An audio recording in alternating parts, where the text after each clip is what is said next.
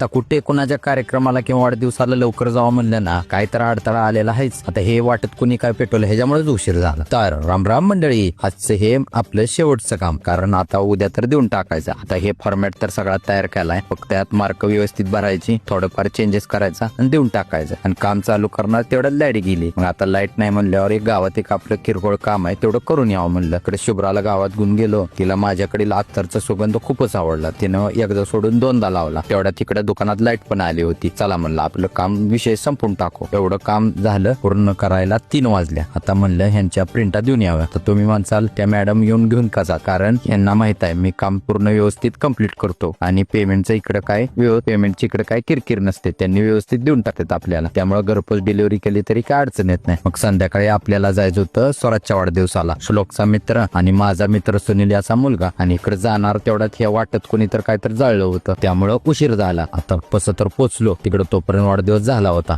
श्लोकला आणि शुभ्राला म्हणलं जावा आपल्या मित्राला गिफ्ट देऊन या. मग फोटो वगैरे काढले आणि म्हणलं आता जेवण करूया. जेवण झालं, पोरं लागली होती फुग्या बरोबरच खेळायला. त्यांना म्हणलं आता काय असेल ते घरी जाऊन खेळा. आपण भेटू पुढच्या ब्लॉग मध्ये. राम राम.